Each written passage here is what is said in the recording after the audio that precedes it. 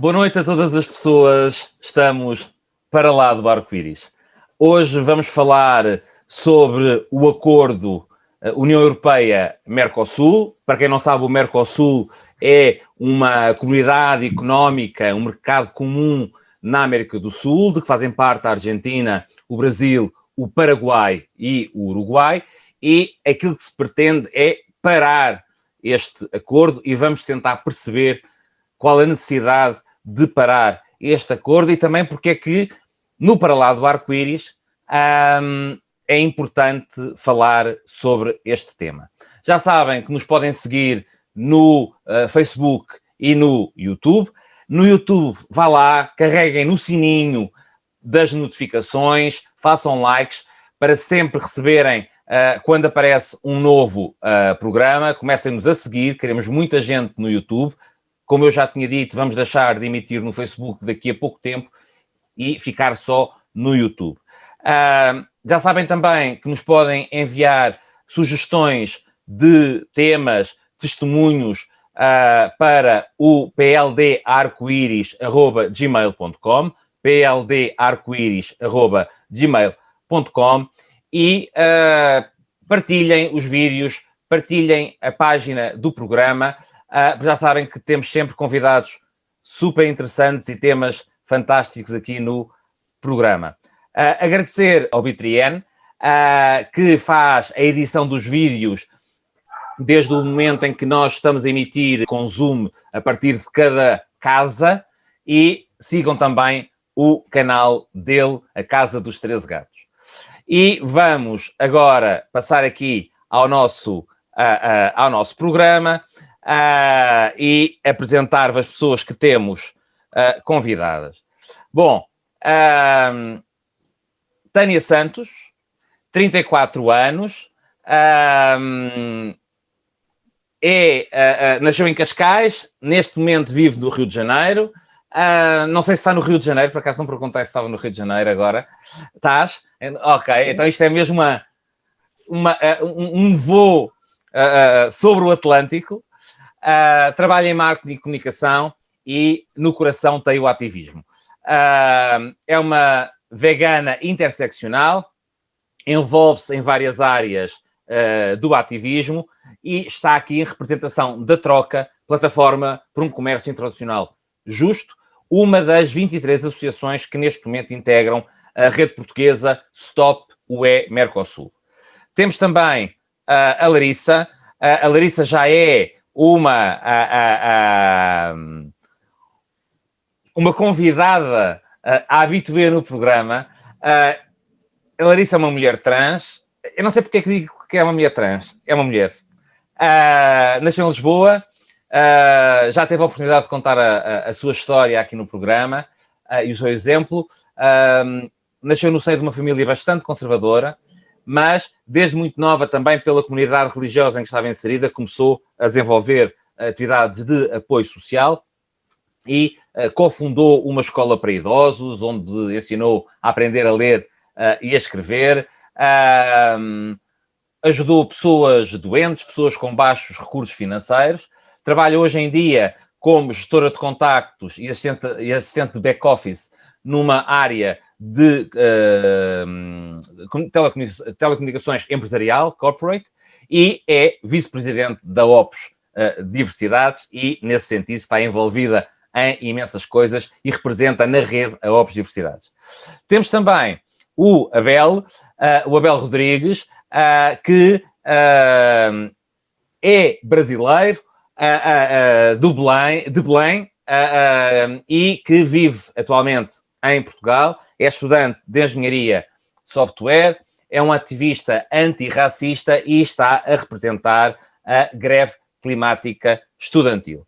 Ok, eu vou-vos perguntar a cada um de vocês quem é que, primeiro, quais os pronomes que vocês utilizam. Nós perguntamos sempre isso aqui no programa, para que ninguém faça pressupostos, para que ninguém, perante aquilo que é a imagem de outra pessoa, imagine aquilo que a pessoa é, na verdade, e qual a sua identidade. Larissa. Eu uso pronomes femininos, Helder. Obrigado. Tânia. Também utilizo pronomes femininos. Abel. Obrigada. São os pronomes masculinos.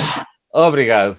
Bom, muito obrigado por terem aceitado o convite e para estarmos aqui a discutir um tema tão importante. Eu gostava, antes de entrarmos diretamente naquilo que é o tema do programa, que falassem um pouco sobre a vossa associação em particular e sobre o vosso percurso enquanto ativistas. Porque é que começaram, gente tão nova, a defender coisas, a defender causas. Eu vou começar pela Tânia, está bem? E depois vamos dando aqui a volta. Eu estou aqui neste programa hoje a representar a plataforma Troca e também a rede Stop Mercosul, a rede portuguesa. A plataforma Troca iniciou-se em 2014 devido a acordos de comércio internacionais tóxicos que têm impactos super negativos na nossa vida, no nosso dia-a-dia, no ambiente, nos nossos direitos. Eu entrei na plataforma em 2018, quando eles estavam numa luta contra o CETA, que é o Tratado Comercial com a União Europeia e o Canadá. Na altura, eu pertencia aos coletivos de ativismo de luta animal, pelos direitos dos animais, e apercebi-me como estes acordos de comércio afetam completamente a área que gosto tanto, que é dos direitos dos animais, e que sempre defendi, mas também como isto implicava também direitos ambientais, direitos humanos, toda a questão comercial afeta-nos tudo e todos. Então achei que era uma causa fundamental e tanto negligenciada também no dia-a-dia. Portanto, achei fundamental a minha presença neste coletivo. Muito obrigado, Tânia. Abel. Bom, eu faço parte da greve climática estudantil, como já foi mencionado. Eu entrei na greve climática porque eu passei a reconhecer a crise climática como verdadeiramente uma crise existencial, que ameaça todo o nosso futuro enquanto seres humanos, não é? Eu pude perceber que a questão do aquecimento global é uma questão que vai muito além de apenas um assunto que nós aprendemos na escola, é realmente um desafio, e é um desafio intergeracional. E, sobretudo, porque eu também passei a reconhecer que a gente precisa se organizar, agir de forma organizada, para que a gente, então, possa tentar mitigar ou pressionar os governos a mitigarem os efeitos justamente dessa alteração climática, porque, de fato, coloca a gente numa rota de extinção em massa, como diz o melhor que há da comunidade científica hoje. Então, a greve climática estudantil, ela surge no contexto dos movimentos internacionais de estudantes que passaram a faltar às aulas em algumas sextas-feiras para protestarem contra o clima, não é? Acredito que tem o seu expoente máximo na ativista Greta Thunberg, da Suécia, que ganhou projeção mundial ao faltar às aulas todos os dias nas vésperas das eleições do Parlamento Europeu, lá no seu país, na Suécia, não é? Ela protestava sempre em Estocolmo, em frente ao Parlamento de Estocolmo, ou melhor, em Estocolmo, em frente ao Parlamento da Suécia, e então esse movimento acabou ganhando diversas formas em quase todos os países da União Europeia e em muitos países do mundo. Em Portugal não foi diferente. A greve climática estudantil foi formada e organiza manifestações não só de estudantes, não só de jovens, mas manifestações gerais, algumas vezes aliadas a sindicatos, então fazendo realmente greves, outras vezes não são greves propriamente ditas, apenas manifestações em si, e nossa maior manifestação, por exemplo, foi antes da pandemia, em setembro de 2019, nós conseguimos mobilizar cerca de 20 mil pessoas em frente à Assembleia da República, o que, de fato, é uma coisa incrível para um tema que era visto como secundário. E agora já não é. Sim, de facto foi um movimento incrível. Já agora, antes de passar à Larissa, vocês sentem que com a pandemia e a falta ou a dificuldade em vir para a rua a lutar e fazer esse tipo de manifestações, as causas perderam impacto ou têm conseguido, com os meios digitais, e virtualmente defender as vossas causas? Eu acho que, do ponto de vista mediático, não só a causa climática, não só a causa ambiental, mas muitas causas acabam perdendo espaço, porque a Covid-19 acaba tomando todo o tempo de televisão, e, claro, não é devido à sua tragédia e a gravidade do problema, não é? Do ponto de vista de importância política, eu acho que, embora as greves climáticas que tenham acontecido após o início da pandemia tenham sido muito reduzidas em número de pessoas, eu acho que ela passa uma mensagem política cada vez mais forte, cada vez mais acertada. E aí a gente tem que ter um esforço coletivo para tentar saber como agir no meio virtual, porque nunca exerce a mesma pressão como o meio físico, né, como uma manifestação física, e quando há, como já houve, por exemplo, na semana passada, quando há manifestações físicas, claro que não pode ser em massa, não pode ter muitas pessoas, e tem que haver todo um cuidado de questão sanitária, questão de distanciamento social, garantir que todo mundo usa máscara, garantir que haja máscaras extras para caso rasgue alguém ou alguma coisa aconteça, garantir que existam máscaras. E, claro, a gente tem uma grande preocupação em ter sempre uma equipe de cuidados, que é como a gente chama, com álcool em gel, e preparado para qualquer eventualidade que aconteça. Ativistas, mas não negacionistas. Exatamente, ativistas, negacionistas nunca. O nosso mote é justamente escutar a ciência, e a ciência diz as medidas necessárias que nós devemos tomar, e nós tomamos todas as medidas necessárias, como é óbvio, né? Como deve ser feito. Obrigado. Tânia, queres dar alguma opinião relativamente, fazer algum comentário relativamente a esta questão do virtual, do não poder estar na rua, das pessoas não poderem estar a manifestar-se todas juntas? Sim, tem sido bastante complicado. Na plataforma Troca nós temos evitado fazer qualquer tipo de evento pessoal por causa dessa questão, mas continuamos a dar apoio noutros eventos, como na greve climática, onde também estivemos presentes, tanto o ano passado como este ano, na semana passada até.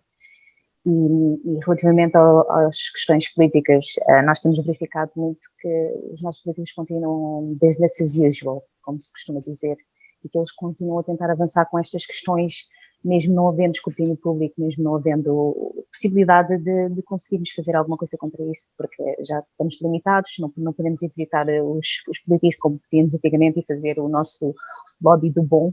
Uhum. Então acaba por ser bastante perigoso para a nossa democracia, né, como cidadãos, porque as coisas continuam a avançar, mas nós como cidadãos começamos a ter cada vez menos capacidades para conseguir fazer alguma coisa e ter influência junto dos nossos políticos que tomam decisões todos os dias por nós. Tânia, depois vou-te só pedir para falares um bocadinho mais alto ou juntares um bocadinho mais o microfone, o teu som está um bocadinho baixo. Agora, Larissa, explica-me um bocadinho do teu percurso como ativista também e de que forma é que a Opus, que as pessoas têm sempre a ideia que está muito mais ligada a questões LGBTQI+, mas também, para quem não sabe, está ligada a questões migrantes e tem, desde a sua fundação, um cunho ecológico muito grande. Sim, Helder, efetivamente, assim como referiste muito bem, relativamente ao meu percurso, portanto, no início e desde muito nova, dediquei-me ao apoio social no âmbito de uma organização religiosa, sendo que, portanto, deparei-me com situações, com a realidade, não é? E a realidade, por vezes, não tão boa, relativamente a pessoas com bastantes necessidades a nível de diversa ordem, no fundo.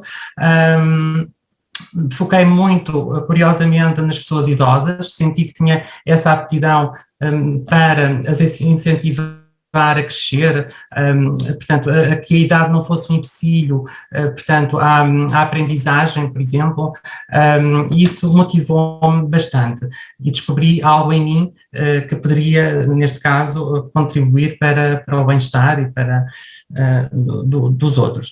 Depois, em termos de ativismo, portanto, não exerci nenhuma função específica até, portanto, conhecer a Opus e ter, portanto, embora já participassem em algumas ações com algumas associações LGBTI a nível nacional, portanto, só depois de conhecer a OPS é que realmente comecei a tomar ações concretas, portanto, relativamente a esta temática. Também por ser mulher trans, não é?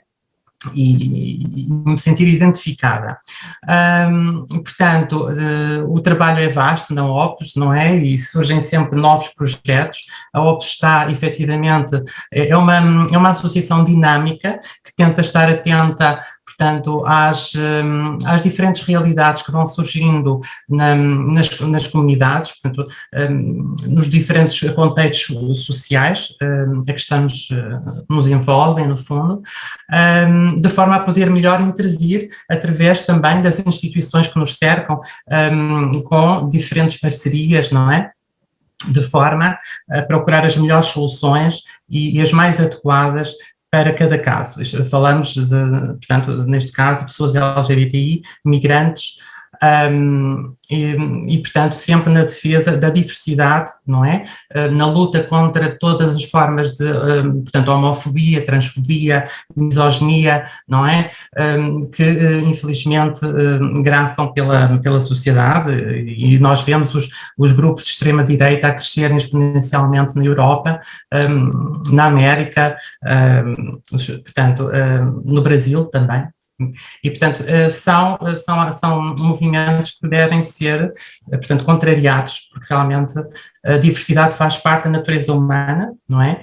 E da sua complexidade, portanto, é algo inato ao ser humano, e é por isso que eu luto na OPS, relativamente à vertente que eu descobri depois na OPS e que realmente também tem um histórico, sendo uma associação fundada em 1997, numa situação completamente distinta da que é hoje em termos de realidade LGBTI+,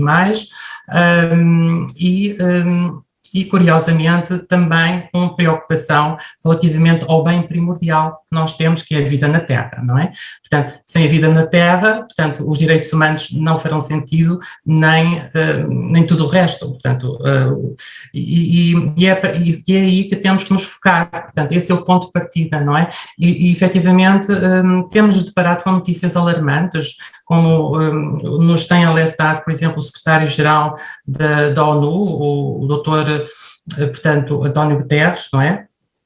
Em que, efetivamente, ele já afirmou que a pior pandemia não é a que está a ocorrer, infelizmente, com imensas baixas humanas, não é?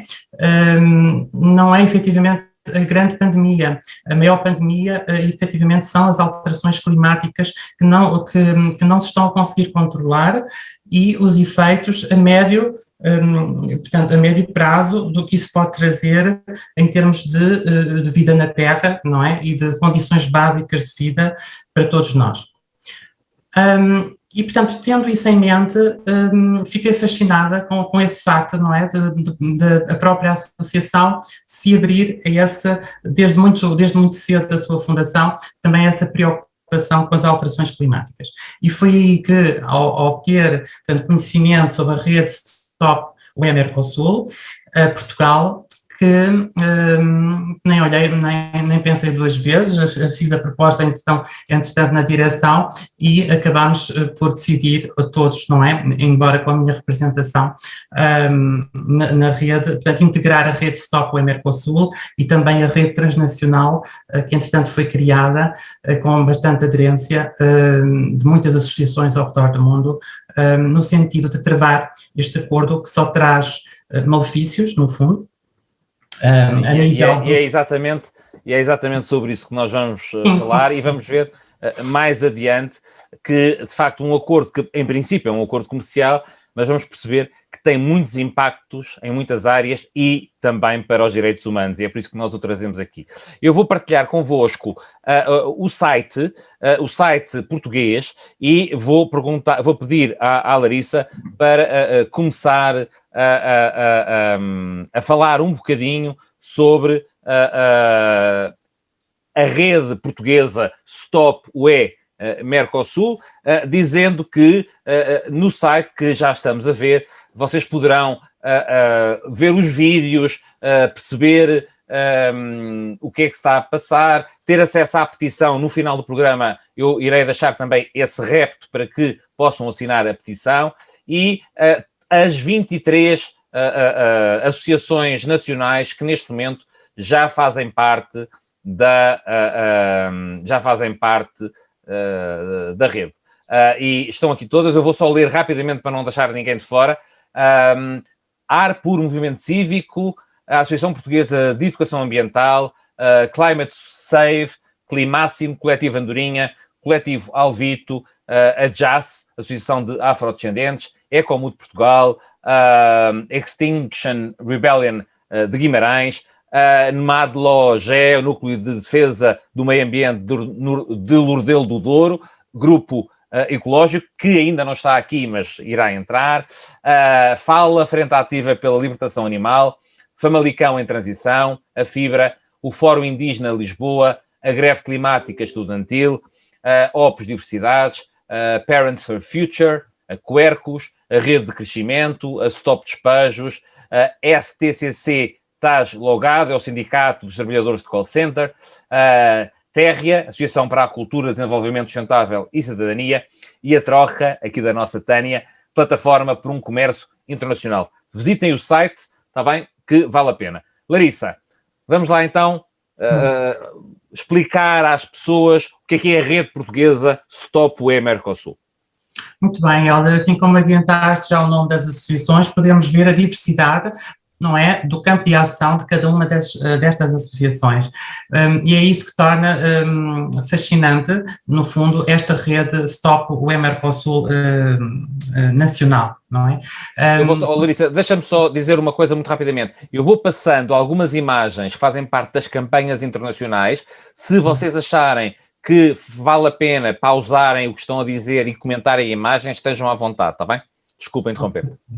Muito bem. Portanto, esta rede foi criada com a preocupação conjunta, não é? A convite, portanto, das associações que foram integrando a própria rede, e como o próprio nome indica, a rede, portanto, é uma plataforma, no fundo, de associações que uniram esforços e que unem esforços diariamente com os seus representantes para portanto, criar estratégias no melhor sentido de fazer passar a mensagem, não é? Porque, obviamente, que a mensagem é a não ratificação do acordo União Europeia-Mercosul. Como vimos, a diversidade explanada nessas associações, nos seus diferentes campos de ação, não impediram, nem limitam, portanto, a sua adesão a esta temática fundamental que é relativa às alterações climáticas, e como este acordo que visa efetivamente, portanto, no fundo, benefícios financeiros, não é? Económicos, para as partes envolvidas, ou seja, são dois blocos, não é? Neste caso, a União Europeia e os países do Mercosul, como já referiste muito bem, que integrados, neste caso, pelo Brasil. Portanto, o Mercosul é constituído pelo Brasil, Uruguai, Paraguai e Argentina. Portanto, são esses os países, portanto, que pretendem entrar neste acordo, em que, efetivamente, o que existe, o foco deste acordo será, portanto, o aumento do PIB, não é? O Produto Interno Bruto, também, portanto, eliminação quase a 90%, em 90% dos produtos, das taxas de importação.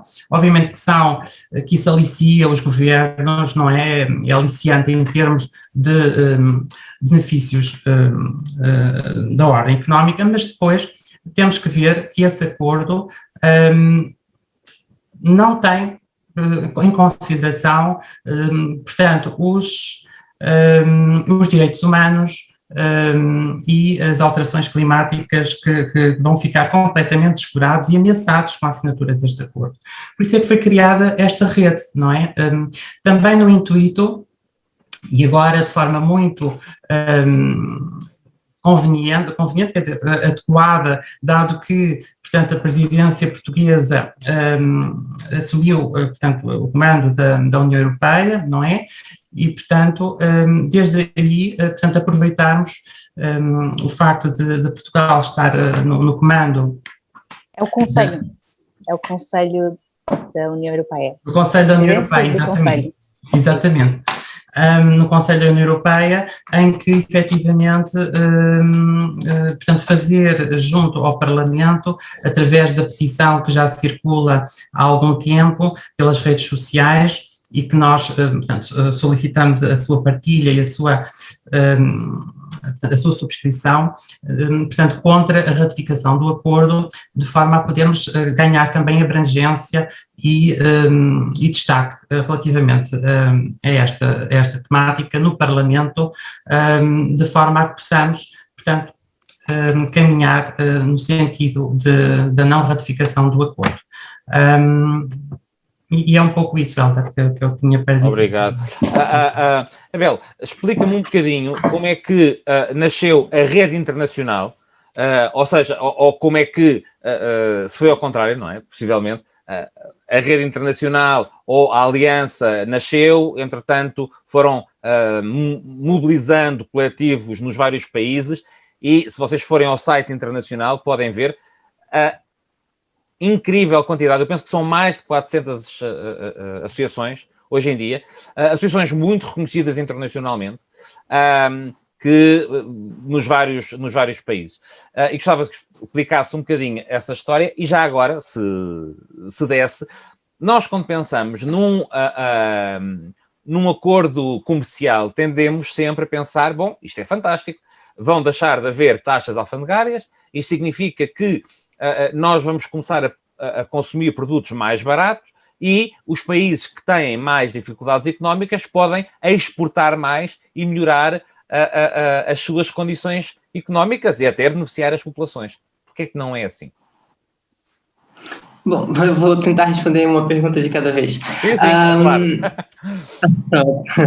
A questão da formação, não é, dessa rede internacional, ela surge do ponto de vista horizontal, ou seja, há esse acordo que é uma ameaça tanto para as populações na União Europeia quanto para as populações no Mercosul, e, portanto, organizações nesses diversos países, dessas duas grandes comunidades, passaram a se organizar de maneira a lutar contra a ratificação desse acordo, não é? E eu falo ratificação porque o acordo foi assinado em 2019, entretanto, ele precisa ser ratificado. Pronto, e é isso que a gente está lutando para que não aconteça. Com essa organização, com essas várias organizações nacionais que vieram a acontecer, a organização Seattle to Brussels, que é uma grande organização internacional, viu a oportunidade, então, de tentar organizar essas várias lutas nacionais que estavam acontecendo, ou seja, não é uma coisa que vem de cima para baixo, onde é uma organização que manda e as demais obedecem, mas, na verdade, foi uma organização de várias organizações, ou seja, foi a sistematização de várias lutas que já estavam acontecendo para a gente caminhar na mesma direção, para ter mais força e, assim, também ter mais intensidade, não é? Para que a gente consiga alcançar de maneira mais contundente o nosso objetivo, para chegar mais perto desse resultado que a gente quer. E como já foi mencionado anteriormente, por exemplo, na questão da rede aqui em Portugal, há uma pluralidade de coletivos, de movimentos, de organização. E na rede internacional isso não é diferente, não é? Nós temos desde sindicatos até movimentos horizontais de grassroots em relação ao clima, em relação ao ambiente, mas nós também temos até mesmo organizações políticas, sobretudo dentro do Mercosul, mas sobretudo dentro do Mercosul há diversas organizações políticas, há organizações que se propõem a discutir a questão da terra, não é? A questão de habitação, a questão da terra, a questão de direitos da terra. Há organizações indígenas, aliás, há muitas organizações indígenas. Aqui do lado da União Europeia há por exemplo, diversos grupos do Fridays for Future, que hoje é o maior movimento estudantil do mundo, e ele é pautado justamente na questão climática, na questão ambiental, por aí vai. Então, quer dizer que realmente a luta contra esse acordo é uma verdadeira interseccionalidade, porque a gente tem coletivos e organizações das mais diversas áreas sociais a se unirem, portanto, e enfrentarem de forma conjunta e organizada, a enfrentarem politicamente esse acordo. E, como é evidente, nós temos em quase todos os países que compõem a União Europeia e em todos os países que compõem o Mercosul, não é? Agora, sobre a segunda questão, não é? De fato, quando a gente escuta falar sobre um acordo econômico internacional, a gente pensa, à primeira vista, a gente pensa em coisas boas. E esse, sobretudo, tem uma propaganda positiva muito grande ao seu redor. Primeiro porque, como o governo Bolsonaro gosta muito de elogiar e de falar, esse se ratificado, vai ser um dos maiores acordos econômicos do planeta, não é? E vai envolver 700 milhões de pessoas, ou seja, quase 1/8 da população do planeta inteiro, e, de fato, vai envolver uma quantidade de dinheiro inimaginável, digna de ser comparada com o PIB de países inteiros, não é? O problema é que se tem que analisar melhor. Vai envolver muito dinheiro, vai envolver muitas pessoas, mas esse dinheiro vai para quem exatamente? Vão ser as pessoas comuns que vão ser beneficiadas? E essa questão que muitas vezes não se coloca, mas que se deve colocar. E no caso desse acordo, ele não é positivo para as populações, primeiro porque as populações não vão ter nenhum retorno financeiro direto em relação a isso, não é? Do ponto de vista da questão de geração de emprego, se houver, nós estamos falando de empregos extremamente precários, onde os direitos laborais não são minimamente protegidos, como que já não são no Mercosul e vão ficar ameaçados aqui na União Europeia, né? Por N motivos. E essa questão do baratear, de produtos ficarem mais baratos, ficarem mais acessíveis, eu posso tentar fazer uma analogia. Se nós comprarmos um barco, só um exemplo, se a gente comprar um barco, ele vai ter um preço X. Agora, se a gente comprar um barco com muitos furos, ele pode ser muito mais barato, mas ele não serve, porque ele está furado, porque ele vai afundar. Então, a questão do barateamento dos produtos, ela é muito relativa. Com a ratificação desse acordo, os produtos, a carne, etc., pode mesmo ficar mais barato. Mas aí a gente tem que ver que tipo de carne a gente vai estar trazendo para dentro da União Europeia. Porque, nesse momento, a União Europeia tem um estandarte, tem um padrão de qualidade alimentar muito grande, um dos melhores do planeta. E esse acordo vai trazer alimentos para cá, para dentro da União Europeia, de muito pouca qualidade. Aliás, há alguns anos atrás, por exemplo, o Brasil, que é o maior país do Mercosul e vai ser o maior exportador, caso esse acordo seja ratificado, o Brasil passou por um grande escândalo que, dentre a carne que estava sendo vendida nos supermercados brasileiros, tinha papelão, tinha carne estragada, papel misturado com carne. Ou seja, a gente vai estar comprando produtos mais baratos, verdade, mas produtos que podem prejudicar e muito nossa saúde. Então, aí, talvez, esse lucro que a gente tem tido com o barateamento dos produtos se torne um prejuízo do ponto de vista da saúde. Okay. Eu ia sugerir que nós, até porque a petição faz essa separação, os vários aspectos para os quais o acordo é prejudicial para o planeta, em termos de ambiente, para a segurança alimentar, estavas agora a aflorar isso, para a democracia. Portanto, a primeira coisa que eu perguntava era exatamente em que é que este acordo vai poder agravar as alterações climáticas, Abel. Pronto. Há um estudo conservador encomendado pelo governo francês, e digo conservador porque, vindo parte de um governo, a gente, pelo menos enquanto ativista, a gente tende a ficar um pouquinho com o pé atrás, mas é um estudo conservador institucional. E ele diz que, após a ratificação desse acordo, a Amazônia vai ser, pelo menos, desmatada em 5% por ano pelos próximos anos seguintes. E a Amazônia, nesse momento, ela está cerca de 17% desmatada. E se ela chegar a 25%, significa que ela vai começar a se tornar uma savana em um processo irreversível. E chegou aqui na tela, chegou a ser compartilhado um slide em inglês que dizia, e muito bem, que se a Amazônia se perder, é muito pouco provável que a humanidade consiga combater as alterações climáticas. É muito pouco provável mesmo. Então, a partir do momento que a gente tem um acordo que vai potencialmente destruir a maior floresta tropical do mundo, que é a Amazônia, a gente está condenado na luta contra as alterações climáticas. Isso significa que a humanidade não vai conseguir, não vai ter chances reais de vencer as alterações climáticas.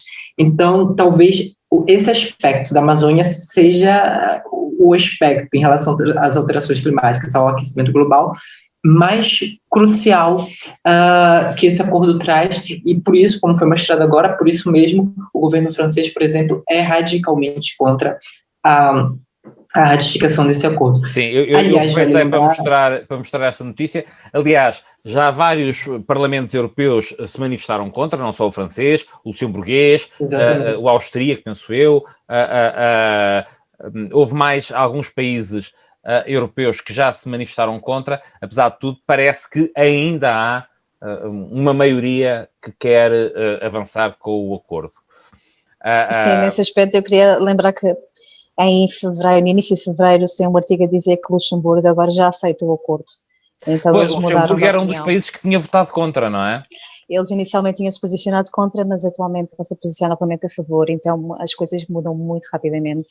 É bastante Tânia, isso dá-me uma deixa para uma questão que tem a ver exatamente com o processo democrático ou antidemocrático que também está por detrás deste acordo, porque há bocadinho o Abel dizia que o acordo está a ser muito bem vendido, não é? Tem uma publicidade positiva. Achas que há falta de transparência? Porque muita gente diz que, bom, isto não é uma questão do acordo com o Mercosul, isto é uma má vontade contra o Bolsonaro e por isso é que isto está aqui. A gente não se pode esquecer que este acordo está a ser negociado talvez há 20 anos, ainda nem o Bolsonaro lá estava, não é? Isto não é uma criação do Bolsonaro. Fala-me um bocadinho desta questão da política, da democracia e da manipulação, possivelmente. Sim, este acordo, pronto, as relações com a União Europeia e o Mercosul começaram inicialmente em 1995 e somente em 1999 arrancou efetivamente as negociações para chegar a um acordo comercial entre estes dois blocos. E estas negociações demoraram 20 anos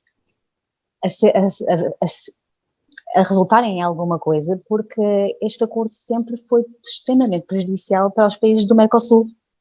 É por isso, pelo lado da União Europeia, sempre houve bastante interesse em fazer este acordo, porque o Mercosul representa um montão de minério, um montão de produção barata, porque a moeda no Brasil é extremamente baixa comparado com a moeda europeia. Atualmente, um euro está mais de 6 reais.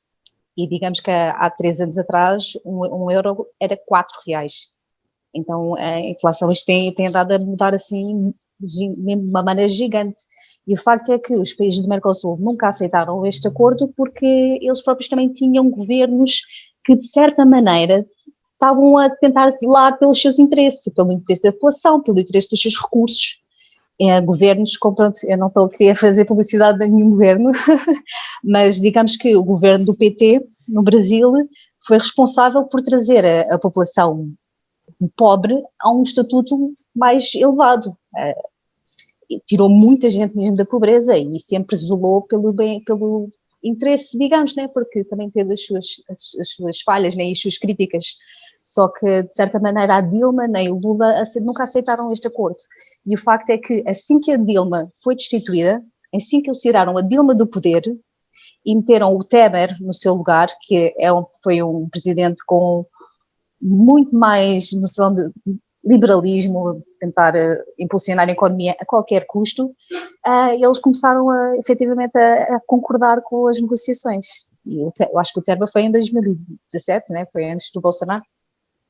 Portanto, é para ver, eles esperaram por uma fragilização do Mercosul, dos países do Mercosul, e não é só o Brasil, a própria Argentina também verificou-se que eles mudaram para um presidente com muito mais conotações liberais, e atualmente a Argentina está a sofrer com o FMI, e nós sabemos o que é que o FMI fez a Portugal e a todos os países na Europa. Portanto, eles estão a sofrer uma enorme pressão para impulsionar a economia a qualquer custo. E acho que nós achamos, pronto, especialistas acham que foi por isso que eles aceitaram este modelo atualmente, porque qualquer pessoa que vá ver este acordo percebe-se que existem muito mais benefícios para a União Europeia do que para os países do Mercosul. Para os países do Mercosul, somente poucos setores realmente vão beneficiar com este acordo, como o agronegócio e como a extração minéria. E isto aqui significa que os países do Mercosul vão ser primarizados. Portanto, só os recursos de primeira categoria é que vão ser tirados aqui, depois vão ser trabalhados na União Europeia. Então, isto não vai gerar muito emprego no Mercosul, comparado com o que vai gerar depois, se calhar, na União Europeia. Mas mesmo durante as negociações foi-nos indicado que os sindicatos que foram convidados para as negociações do acordo foram completamente ignorados e eles acabaram por sair até das mesas de negociação porque a sua voz não era ouvida.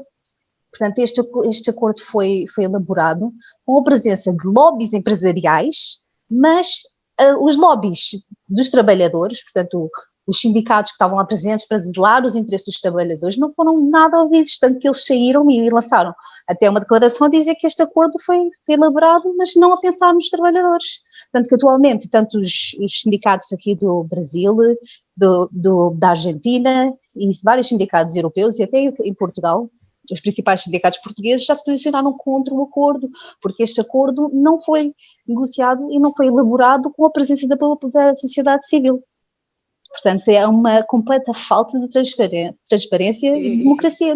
E porquê é que tu achas que, por exemplo, o Luxemburgo mudou de posição, o Parlamento no Luxemburgo? Achas que há algum tipo de manipulação? Achas que há uma pressão pública para aprovar o acordo porque os números que são apresentados são falsos? É um bocado difícil saber exatamente porque é que Luxemburgo... Primeiro, não percebemos muito bem porque é que ele, se quiser, posicionou-se contra, porque Luxemburgo é um país muito pequenino, os setores que vão principalmente ficar pouco beneficiados na Europa, que vão ficar mais ameaçados, são os setores da agricultura, porque todos os setores, o objetivo é trazer os setores de a soja, a carne, coisas de agricultura para a Europa. Então, os agricultores que já fazem esse tipo de trabalho na Europa vão ficar bastante ameaçados, e como Luxemburgo não é um país que tenha muito não esteja muito desenvolvido nesse sentido, então, de certa maneira, é um bocadinho estranho, mas eles, se calhar, tiveram essa preocupação em termos, se calhar, ambiental. Mas, se calhar, pode até ter havido certas negociações dentro da própria União Europeia, do género, vamos beneficiar-te a ti mais neste setor, para poderes dizer que sim ou não. É um bocadinho difícil, porque como não existe qualquer transparência dentro da própria União Europeia, dos acordos que fazem entre os próprios países para poder alargar isto neste sentido, não se sabe ao certo. E a própria França, o próprio Macron, está-se a tornar um bocadinho mais passível, digamos. Antes posicionou-se que não vai. Está a deixar-se ir na onda. Sim, tanto que se fomos a ver o ano passado, houve um escândalo terrível, porque o Bolsonaro chamou nomes, ou disse que a mulher do Macron era feia, e aquilo foi um escândalo enorme, tanto que o Macron deve ter ficado tipo super de pé atrás com este acordo. Quer dizer, estamos a negociar com um homem que diz que a minha mulher é feia, que é isto. Não sabemos ao certo se foi até por causa disso que ele posicionou-se contra o acordo, não é? Só que eles próprios fizeram também um estudo, como o Abel disse muito bem, e verificaram que existe graves consequências. Só que, nesse sentido, acho que eles podem querer passar simplesmente uma declaração a dizerem que os países europeus comprometem-se para proteger o ambiente e etc. Só que essa declaração é só palavras, não é ações, porque o próprio acordo não vai ser mudado.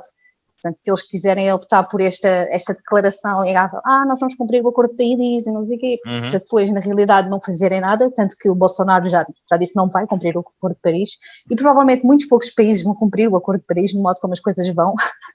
Então, acaba por ser muito, muito, muito estranho. Há muitas coisas que acontecem por trás que nós não fazemos a mínima ideia.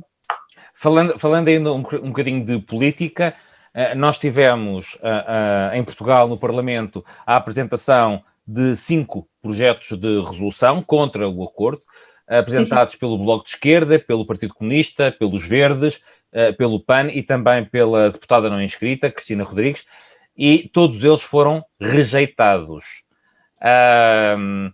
Tens alguma explicação para isso? Bem, digamos que dentro da União Europeia, Portugal é um dos grandes interessados neste acordo, porque Portugal sempre teve grande comércio, né, e boas relações com o Brasil, que é um dos principais beneficiários, não digo beneficiários, né, dos principais países dentro deste acordo, porque envolve tantas pessoas, e atualmente Portugal já exporta muito azeite, muitos vinhos e outros produtos dentro dessa área específica. Então, acho que Portugal tem a ilusão, digamos, que vai beneficiar bastante com este acordo. Então, o próprio PS e PSD posicionam-se muito a favor deste acordo. O nosso primeiro-ministro e o nosso ministro dos Negócios Estrangeiros posicionam-se bastante a favor deste acordo. Embora os próprios sindicatos tenham se posicionado contra, porque não é por nós beneficiarmos nos poucos setores que temos aqui em Portugal que vamos simplesmente ignorar todos os outros, a produção de carne, a produção de laticínios, a produção de açúcar até.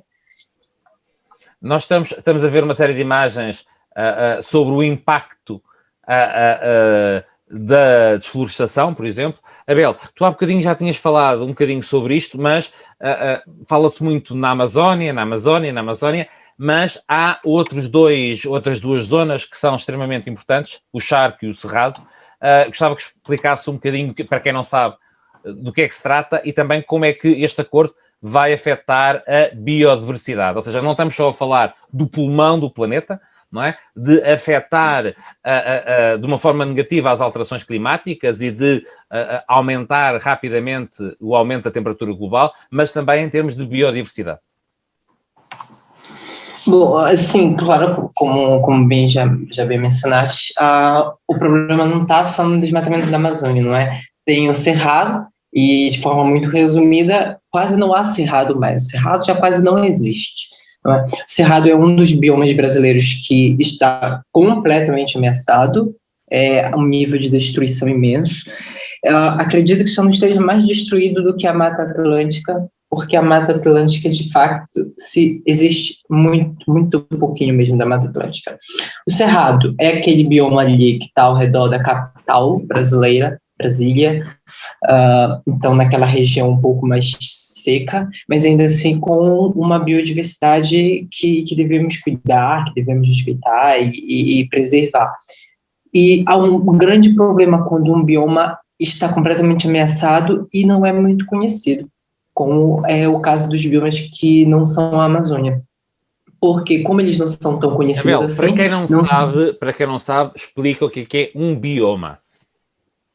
Pronto, um bioma, de forma não técnica, não é uma explicação não técnica, mas um bioma é mesmo um ecossistema, é um espaço com características comuns, com características vegetais e animais comuns. Por exemplo, nós temos a Amazônia, que é uma grande floresta tropical, ou seja, tem árvores muito grandes, árvores com muitas folhas, árvores grossas mesmo, que diferem muito, por exemplo, das árvores que vivemos aqui em Portugal, que são árvores mais fininhas, com folhas mais fininhas, e etc. Então, biomas são esse espaço com uma característica mais homogênea, com uma característica mais parecida se for comparar com outro espaço. E, como eu havia dito, temos, por exemplo, a Amazônia, que é esse grande espaço de uma vegetação muito densa, que é difícil de entrar, difícil de caminhar em uma floresta qualquer dentro da Amazônia, que é rodeada por muitos rios e por muitos animais, aliás, tem a maior biodiversidade do planeta, não é a Amazônia, e pronto, e há esse outro bioma que é o Cerrado, já que é muito diferente da Amazônia, já são árvores mais separadinhas uma das outras, já é um clima mais seco, lembra até o de Portugal, com exceção, claro, da temperatura, não é? Porque Portugal é um país, pronto, que nós temos um inverno, se for comparar com o do Brasil, nós temos um inverno rigoroso, claro, porque no Brasil quase não tem inverno, pelo menos não na parte mais norte. E então, quando a gente tem esses espaços naturais, ou melhor, esses biomas ameaçados, eles não são tão conhecidos, quando eles não chamam tanta atenção, o desmatamento neles e a destruição deles acontece de maneira mais intensa, porque não tem ninguém para reclamar, não aparece nos jornais, não aparece em protestos, e por aí vai. E esse é o grande problema desse acordo, é que, ao mesmo tempo que vai desmatar a Amazônia, tem o planeta inteiro falando, olha, Brasil, não pode desmatar a Amazônia. Mas, ao mesmo tempo, ele vai desmatar também esses outros biomas, esses outros espaços que não tem, em comparação com a Amazônia, não tem ninguém para falar, olha, vamos proteger esses espaços. Então, não há uma fiscalização, não há uma observação internacional, não há uma comoção internacional. Aliás, não há nenhuma comoção nacional no próprio Brasil, quanto mais uma comoção internacional. Então, entra até um pouco com o tópico da falta de transparência. Há uma certa falta de informação generalizada, garantida pelo ainda presidente Bolsonaro, para esconder números, para criar uma narrativa fantasiosa, uma narrativa que só diz respeito a lucros e a geração de emprego, e que não cita esses biomas, não cita nem a Amazônia, mas todo mundo conhece a Amazônia, e não cita esses outros biomas menores e que já estão quase completamente destruídos. E aí, de fato, é uma grande perda do ponto de vista da biodiversidade, porque, como eu tentei falar na minha breve explicação sobre biomas, a biodiversidade que se encontra no Cerrado não necessariamente se encontra na Amazônia. E, aliás, é isso que fazem deles biomas diferentes. Então, todos os biomas, como é evidente, todos os biomas são importantíssimos, mesmo esses menos conhecidos. Larissa, como é que este acordo pode ter um impacto negativo noutro tipo de biodiversidade, na biodiversidade humana? Como é que vai ter impacto nos direitos humanos? Como é que vai afetar, por exemplo, as comunidades indígenas? Exato, Helder, é essa a questão. Portanto, realmente o Abel expôs muito bem, portanto, a destruição dos biomas e como vimos há uma diversidade de biomas que estão envolvidos portanto, e que vão ser afetados com este acordo, mas efetivamente os direitos humanos é que também estão, ou serão, neste caso, bastante prejudicados. E falamos, por exemplo, do caso dos povos indígenas, que são os povos originários do Brasil, não é? Portanto, que efetivamente, pelo foco deste acordo, que é efetivamente o lucro, portanto, e que vai estabelecer, porque vamos lá ver, até é engraçado uma expressão relativamente ao acordo, no fundo é a troca de carros por comida, ou seja, o que se prevê, isto de forma muito generalizada, portanto, com a assinatura do acordo, é efetivamente, portanto, a importação da Europa portanto, de produtos agropecuários, não é?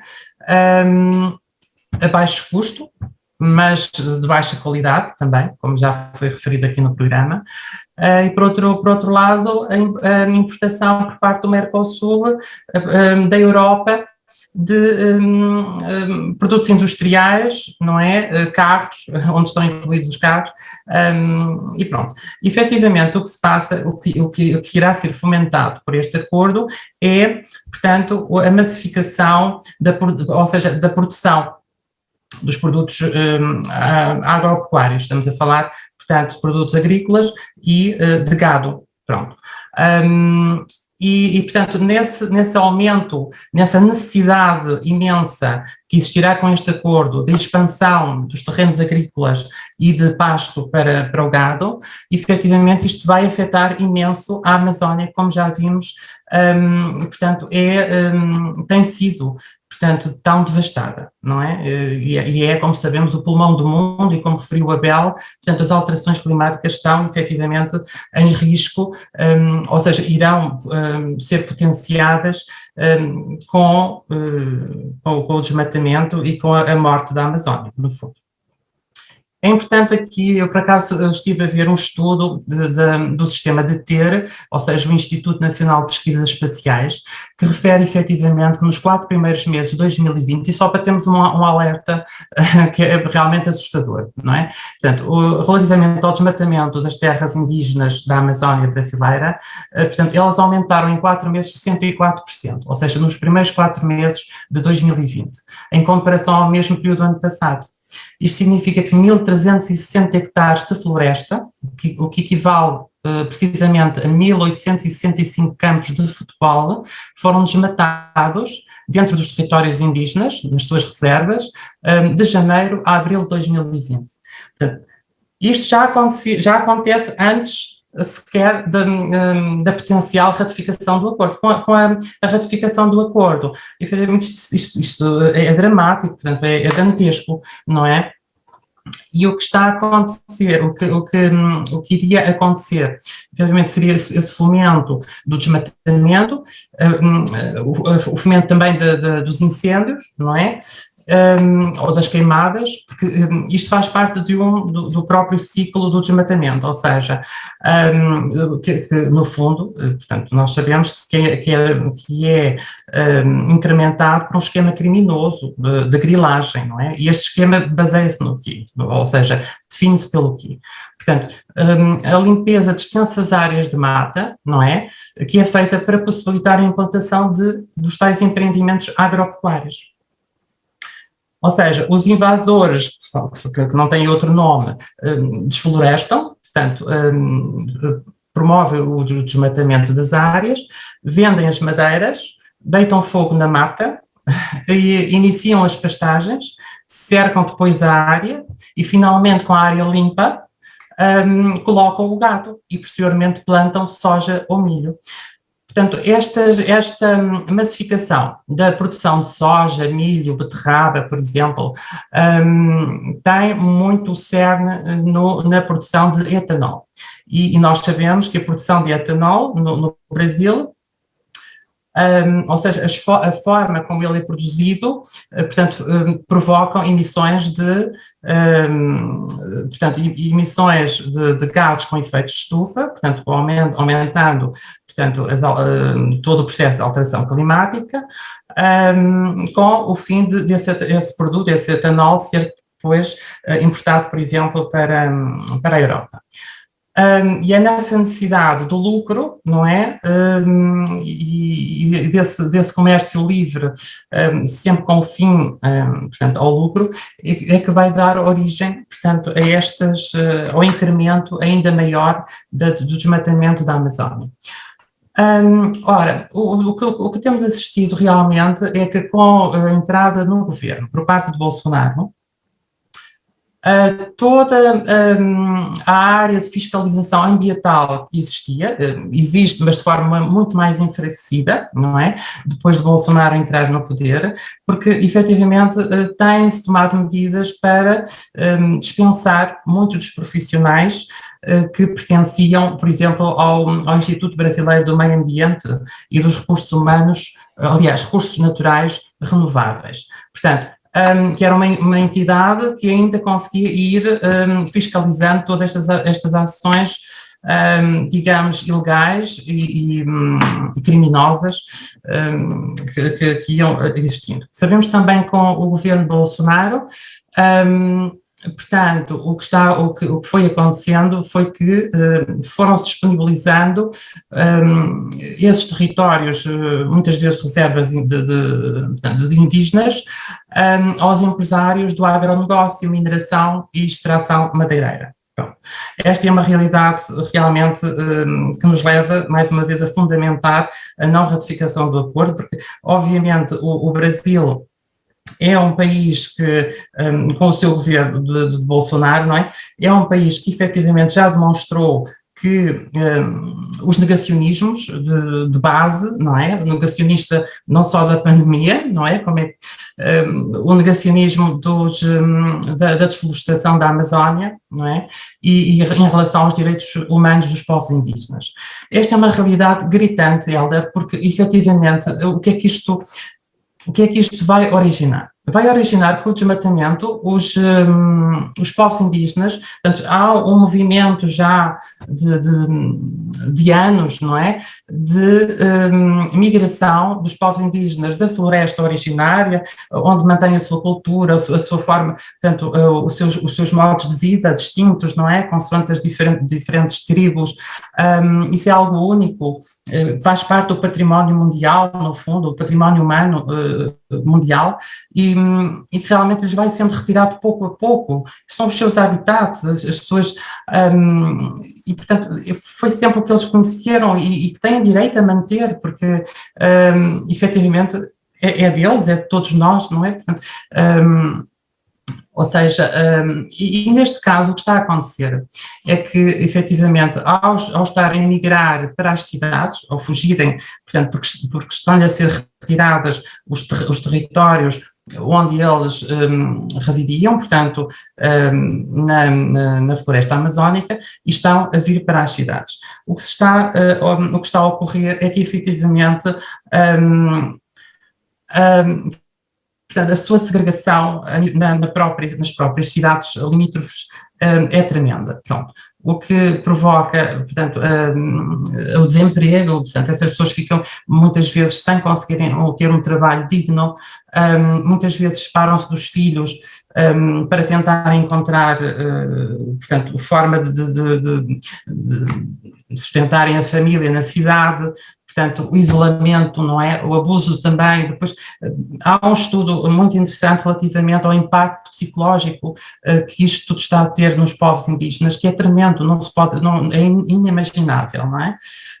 Tudo omitido, tudo mascarado por este governo, que efetivamente não, os direitos humanos não é o seu foco de todo. Larissa, achas que nós podemos também, quando estamos a falar de povos indígenas e de lhes roubar a casa, no fundo, não é? E de os obrigar a ser, aliás, e não só, e não estamos só a falar de deslocamentos e de migrações internas porque deixam de ter locais onde viver. Têm sido denunciados assassinatos, não é? Homicídios, pessoas que são mortas, quando falam demais, são mortas. E, portanto, aquelas fotografias que vimos, há líderes indígenas a mostrar sangue nas mãos, porque isto está a provocar. Tu achas que, em termos de um tema que também nos é mais caro, digamos assim, das pessoas LGBTQI+, isto também tem alguma influência? Obviamente que, portanto, lá está, temos que ver, Hélder, aqui uma coisa muito, muito interessante, importante, no fundo, relativamente a este acordo. Ou seja, é precisamente um dos motivos da não ratificação pelo acordo por alguns países europeus, que já o demonstraram muito claramente, que alguns que já acabaste de mencionar, é efetivamente o não respeito pelos direitos humanos, não é? E vemos aqui um governo que, quer por declarações, quer por atos públicos já bem documentados, tem demonstrado a sua misoginia, por exemplo, não é? Em que, neste caso, tenta minimizar portanto, tornar menos importante as lutas, por exemplo, das mulheres, não é? Pela igualdade de género, que tem sido ao longo das décadas tem conseguido efetivamente obter bastantes reivindicações que, portanto, lutaram durante tantos anos, e ele tem tentado sempre, de certa forma, portanto, mostrar a sua misoginia em relação a esse tipo de combates, a esse tipo de lutas, como algo secundário, algo que não merece atenção, não é, no fundo, e já tem demonstrado a sua própria misoginia em relação a algumas mulheres, pronto, relativamente a isso. Pronto, depois temos a situação também das suas declarações racistas. É curioso que após a entrada de Bolsonaro no poder também há um incremento dos grupos de extrema-direita. Nós pensávamos que ouvimos sempre na América, ou na Europa, mas não, efetivamente os grupos de extrema-direita estão implantados também no Brasil. Vimos e temos realmente verificado, precisamente após as eleições municipais recentes, houve, curiosamente, uma diversidade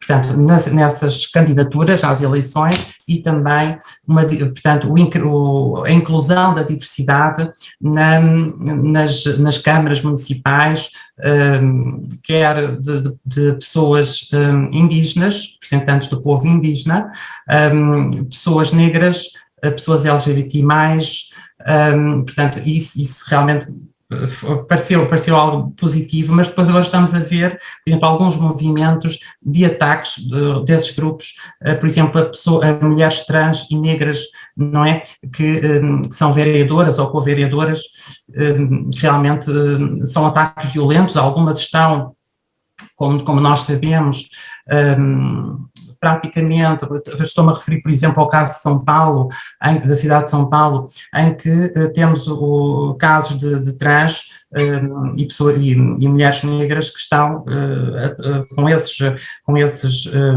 esses ataques que têm sofrido. Por exemplo, temos um caso de casa de uma co-vereadora trans negra, portanto, estar a ser atacada, portanto, com tiros, e ela ter que mudar para um sítio em que nem a própria família sabe onde ela está, portanto, um sítio completamente isolado, não é, do mundo, no fundo, para estar protegida. Isto porque o pedido que foi solicitado às guardas municipais de proteção, neste caso tão preocupante relativamente à sua integridade física, e não obteve, portanto, esse apoio. Portanto, ela própria... No fundo, há aqui uma ideia de que, ao apoiar o acordo, também se está politicamente a apoiar regimes pouco democráticos e que não respeitam os direitos humanos, e aí afetando direta ou indiretamente uma série de minorias. Exatamente, Hélder, e depois queria então também, exatamente, é isso mesmo.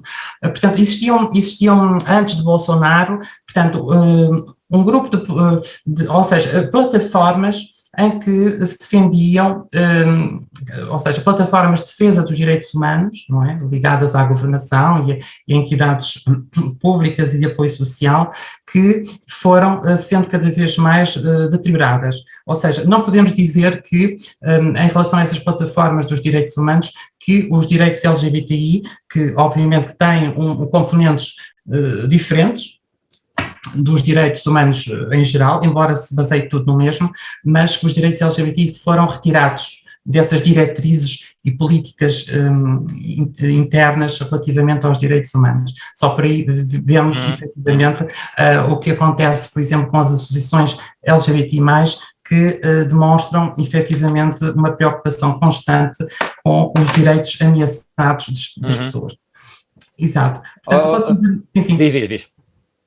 Eu ia só acrescentar também que o Supremo Tribunal Federal reconheceu em julgamento de 2011 que, por exemplo, os casais homossexuais têm os mesmos direitos que a legislação brasileira estabelece para os casais heterossexuais, e o próprio Bolsonaro, não é, portanto, numa declaração bastante gravosa, não é? Com efeitos, porque obviamente já houve retorno, comparou as famílias homoafetivas a um lixo. Portanto, ele também quer erradicar, portanto, a educação nas escolas e a sensibilização para as temáticas, portanto, contra o racismo, contra a misoginia, contra a diversidade LGBTI+, e, portanto, tudo isto é impressionante. Depois temos também, curiosamente, em relação ao Mercosul, os direitos humanos ou seja, havia aqui um plano apresentado pelos países do Mercosul na defesa dos direitos humanos, que foi recusado, precisamente por Bolsonaro,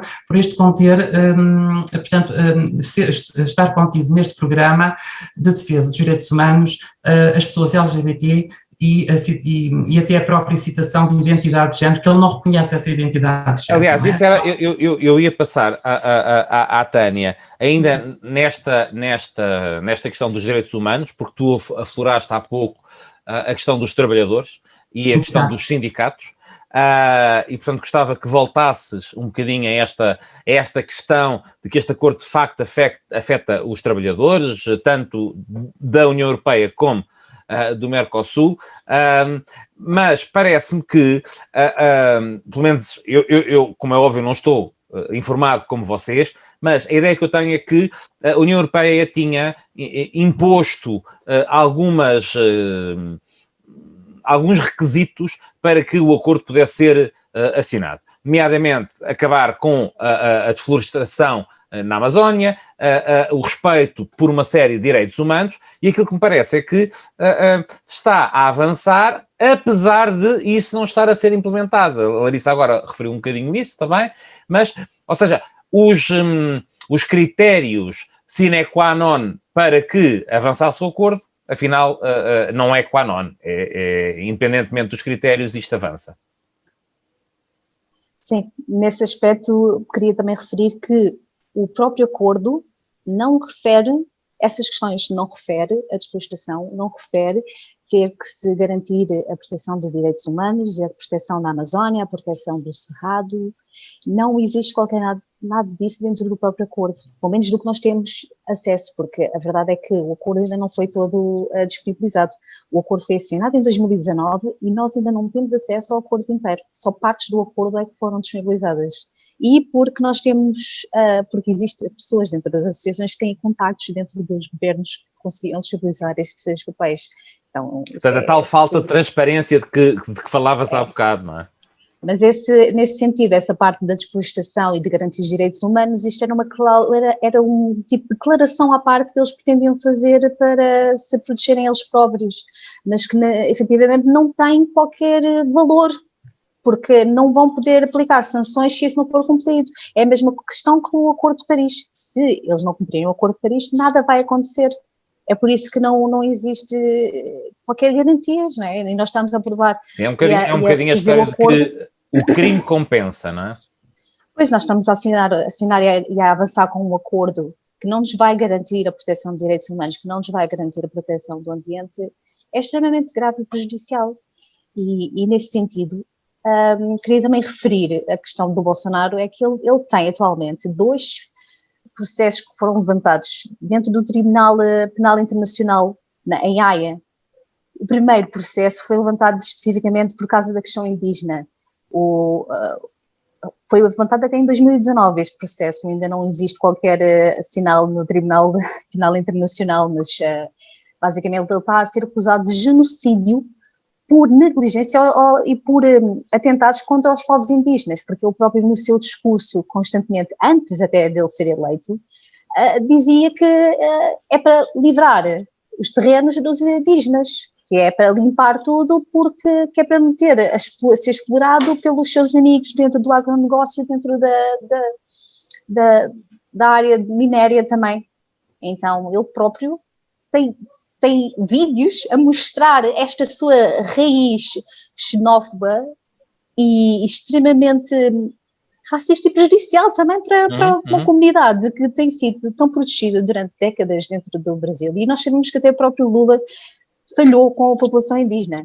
mas a verdade é que o Bolsonaro está a falhar ainda mais ao ponto de colocar eles em risco e dos assassinatos dos líderes indígenas ser aumentado assim exponencialmente. E a segunda queixa que ele tem no Tribunal Penal tem mesmo a ver com a pandemia. Negligência de gestão, negligência completa de gestão, porque era um resfriado, não é? É só um resfriado. Ele continua, ainda hoje, a promover a cloroquina como tratamento da Covid, quando a cloroquina já foi completamente desprovida, né, porque não funciona. E ele, no próprio sistema de saúde público, atualmente, se formos ao hospital, eles vão testar a cloroquina. E ele está a fazer de tudo para sabotar a vacinação aqui no Brasil também. É um completo genocídio mesmo. Acho que o nome Tânia, eu acho que numa altura em que nós falamos, e tu falaste agora da saúde, por causa da pandemia, por causa, inclusivamente, de uma série de variantes que surgem quando regras não são mantidas. Aliás, quem sabe virologia percebe que há mais tendência para criar para que o vírus desenvolva variantes quando não há medidas de saúde pública efetivas. Nós, e talvez isto seja uma das questões que possa mobilizar mais as pessoas, porque as pessoas têm sempre mais cuidado quando diz respeito à sua saúde. O que é que a perda da soberania alimentar pode impactar a saúde das pessoas e a perda de direitos até dos consumidores?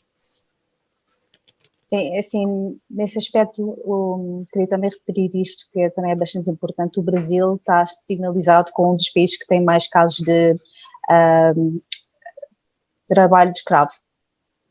E dentro da área da agropecuária é onde se verifica mais trabalho de escravo. Então, estamos a negociar com um país que tem graves casos de trabalho de escravo e este acordo só vai fazer mais isso acontecer. E a verdade é que não existe qualquer tipo de fiscalização dentro dentro do sistema, dentro do Brasil, pronto, o que eu posso dizer. O Brasil pode ter leis bastante boas de proteção animal, de assegurar de produtos alimentares, só que depois a fiscalização se as empresas estão a cumprir estes requisitos, é completamente desfalcada e quase nula, não existe efetivamente, e existe muita corrupção também. Então, nós assistimos... É muito grave. Nós assistimos nos últimos anos a uma discussão grande relativamente ao Brexit e uma das questões que os negociadores por parte da União Europeia, por parte do Reino Unido, tinham era relativamente à segurança alimentar. Porque o Reino Unido dizia que a União Europeia queria impor demasiadas regras e nós sabemos que a União Europeia tem uma série de diretivas de proteção da saúde e de proteção dos consumidores e, portanto, tem aquelas marcas todas e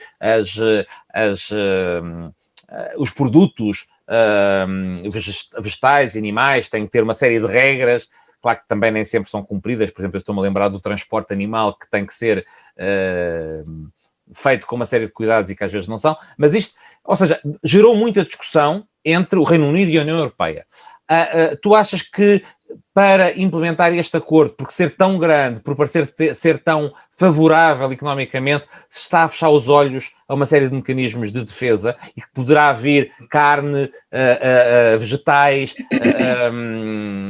e outro tipo de produtos alimentares sem as defesas e os requisitos necessários? Bem, isso não é uma questão de se, isso é uma questão que vai mesmo acontecer, porque a verdade é que este acordo não prevê um princípio da precaução.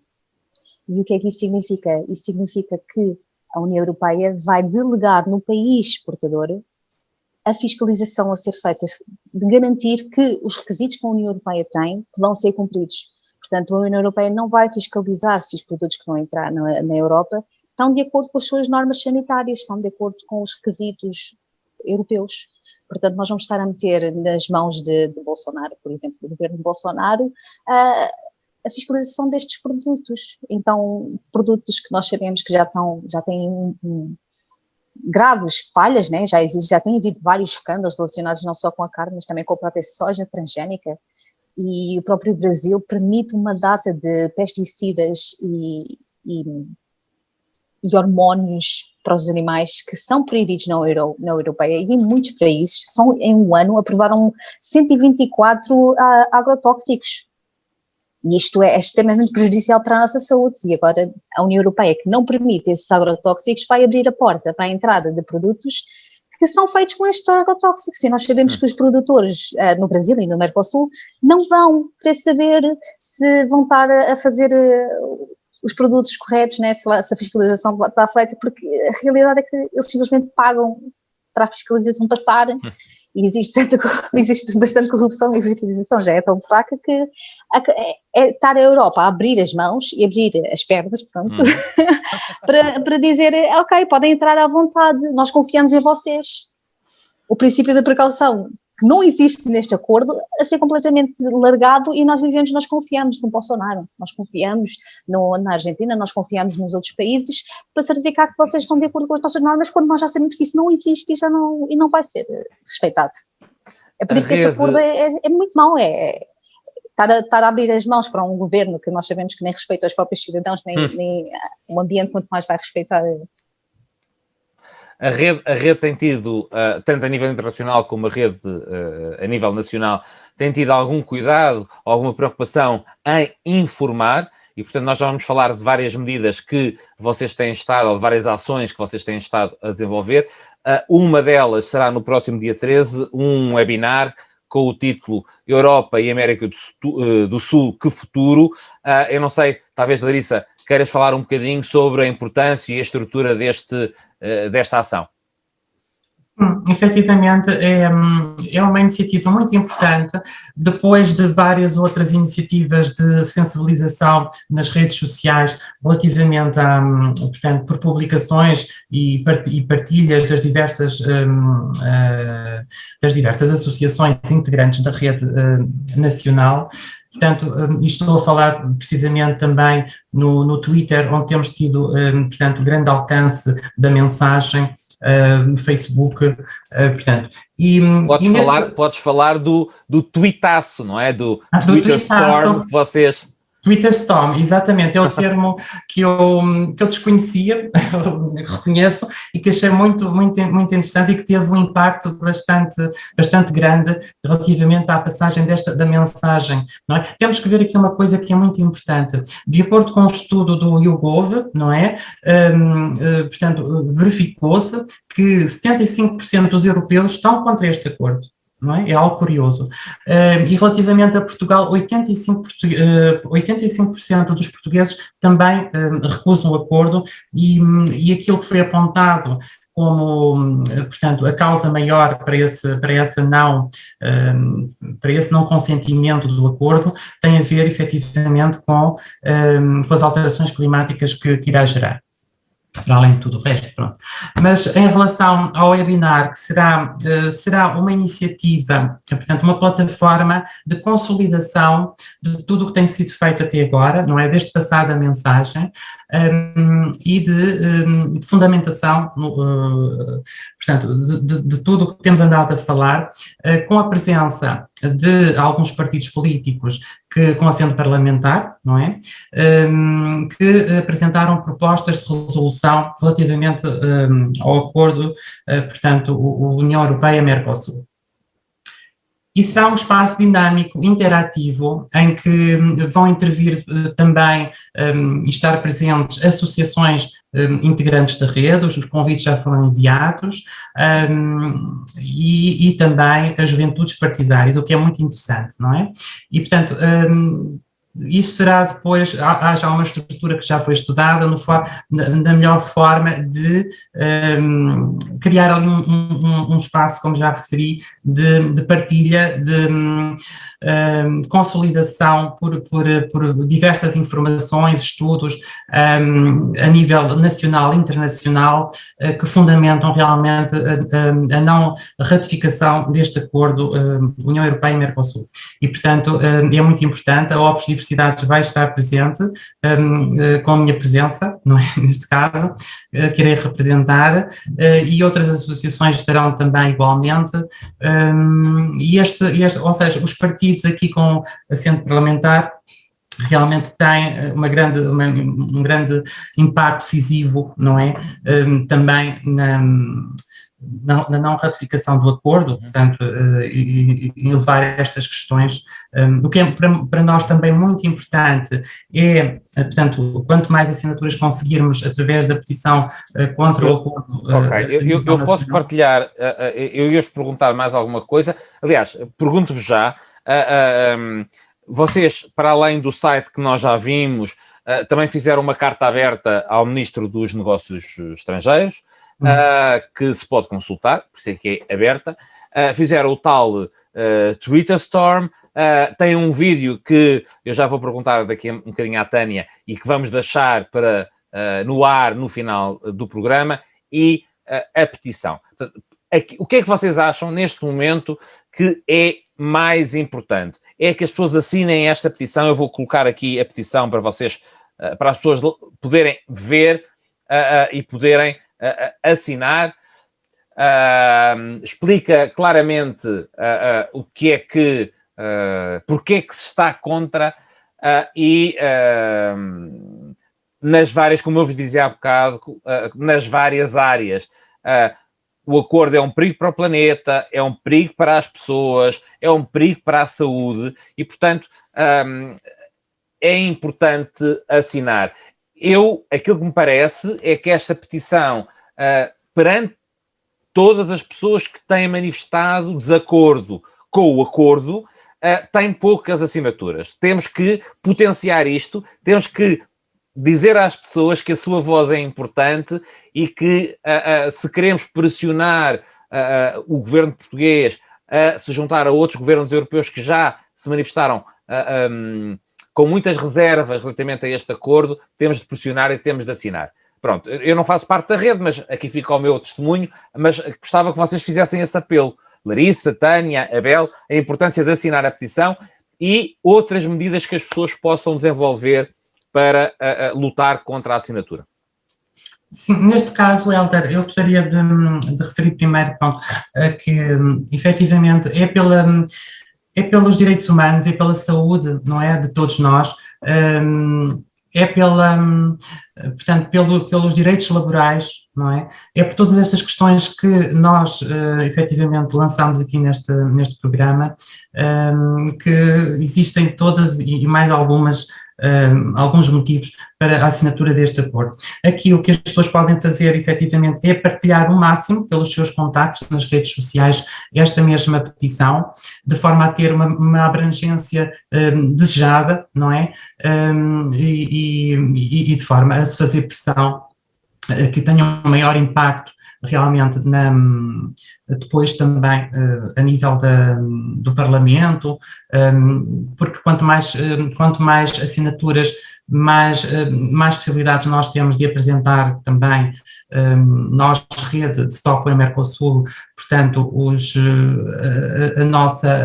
nossos fundamentos, não é? Para a não ratificação do acordo. E também maior pressão, isso significará depois maior pressão também e influência, no fundo, na presidência portuguesa, portanto, do Conselho Europeu, que não podemos esquecer que realmente tem aqui também um papel, pode ter um papel decisivo, ou deveria ter um papel decisivo neste processo da não ratificação do acordo. E pronto, agora posso deixar também a Tânia e o Abel referirem mais algumas... Sim, eu ia perguntar precisamente ao Abel para falares de alguma coisa que tu achas que tenha passado aqui um bocadinho ao lado e que achas importante realçar, e para fazeres um apelo olhos nos olhos a quem nos está a ver e a ouvir, para que assinem a petição ou para que se associem de alguma forma ao movimento. Pronto, eu acho que a gente conseguiu passar a síntese desse tema, não é?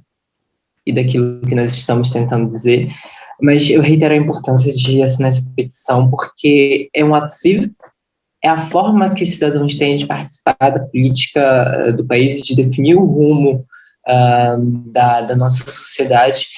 E eu acho que é importante todas as pessoas fazerem isso, seguirem esse dever cívico, né, esse direito também, esse direito cívico de participar da construção da sociedade que a gente acredita ser melhor para todos nós. Por isso, pronto, eu peço que assinem essa petição por todos os motivos que foram elencados aqui, por uma questão de saúde pública, por uma questão de soberania alimentar, por uma questão de direitos humanos, porque, de fato, esse é um problema interseccional, esse é um problema que atinge diversos temas e diversos grupos sociais, que traz diversas problemáticas dos mais diversos tipos, desde direitos indígenas a questões ambientais e climáticas, ao bem-estar animal, à nossa saúde, enfim, todos esses pontos que já foram mencionados aqui. Por isso, eu acho que é importantíssimo que todas as pessoas subscrevam essa petição, para que a gente, então, possa levar à Assembleia da República e mostrar a todos os partidos que lá estão que esse é um tema muito importante, que o acordo é uma questão muito problemática e, então, talvez fazer os partidos repensarem suas posições para fazer com que o governo português desista dessa ratificação. Da minha parte, pronto, fica esse apelo. Obrigado, Abel.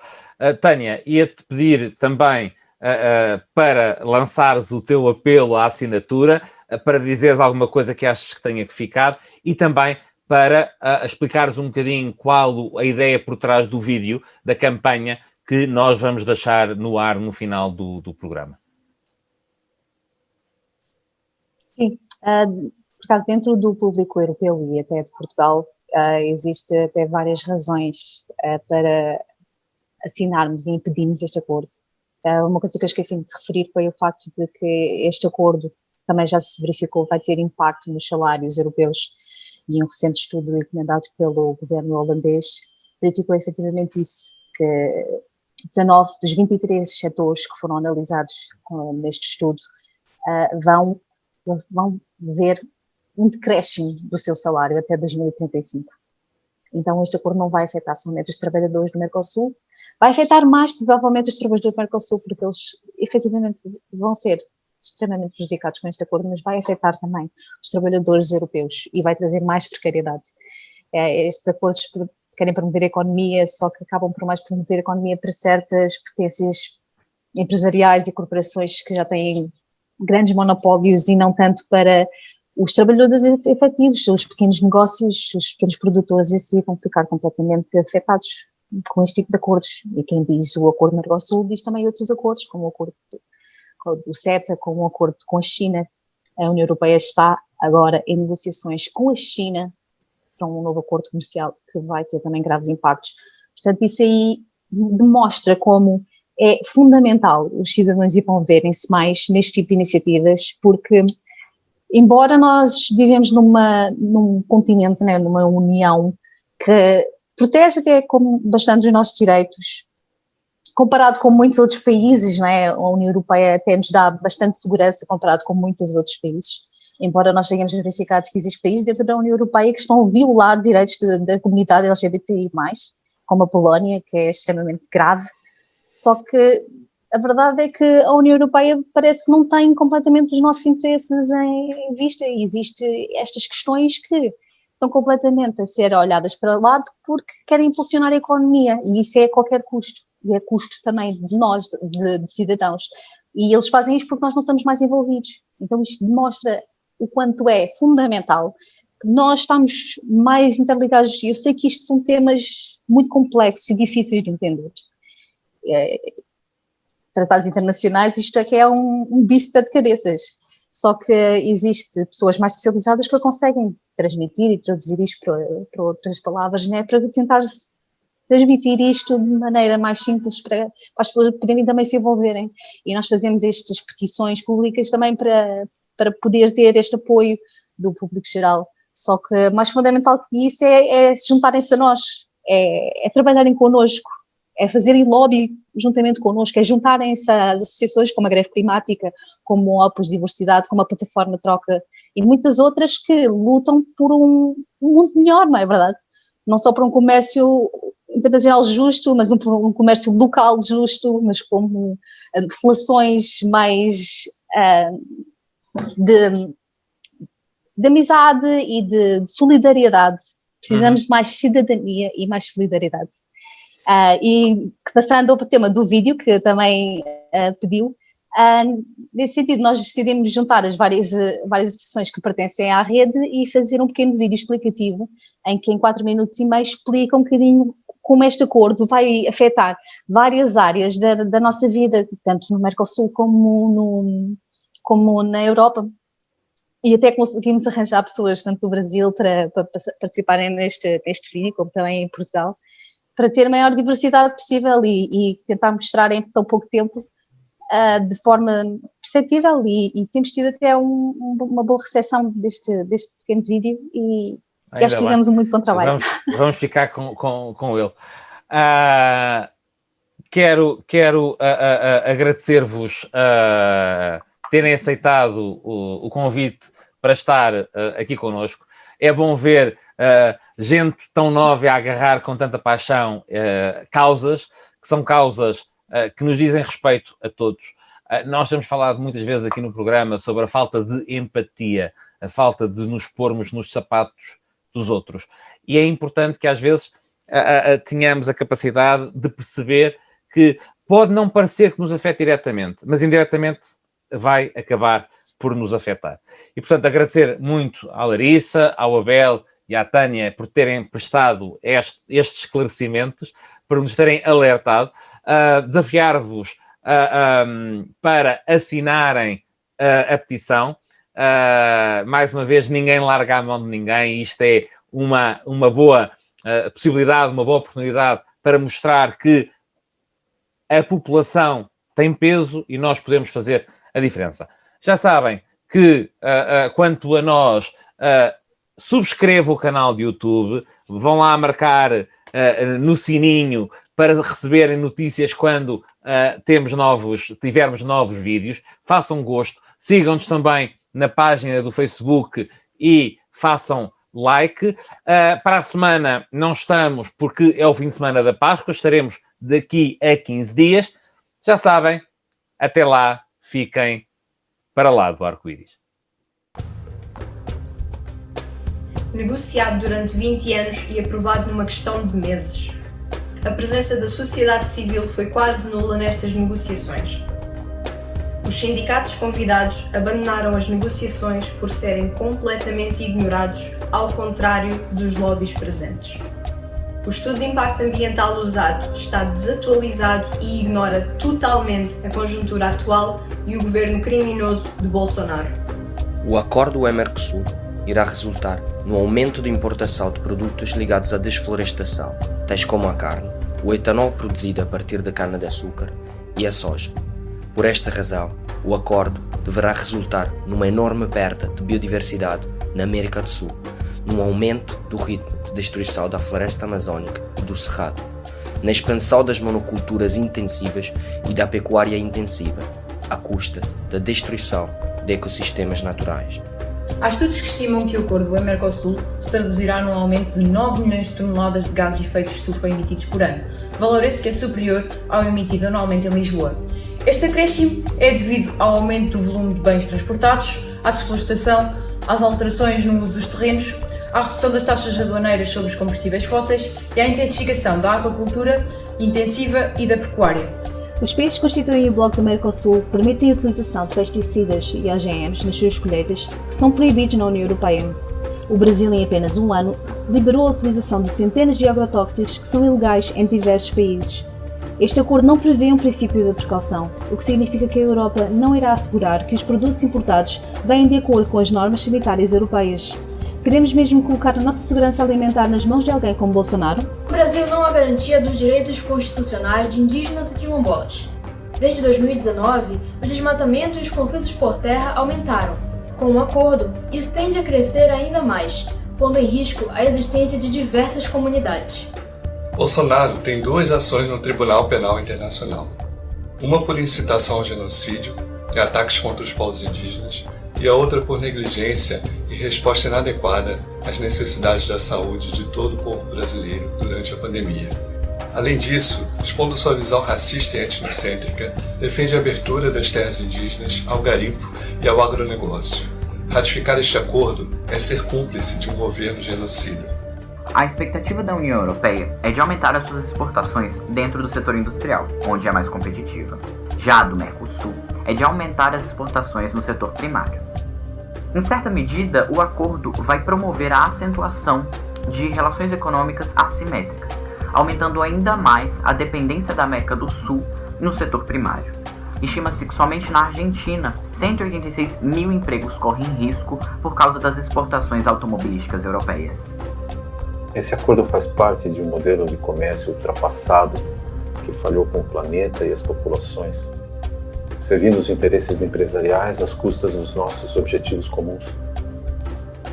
Os principais sindicatos de Portugal e do Brasil já se posicionaram contra esse acordo por considerá-lo prejudicial aos trabalhadores. E o governo holandês, no recente estudo, verificou que o acordo terá um impacto para pior nos salários na União Europeia.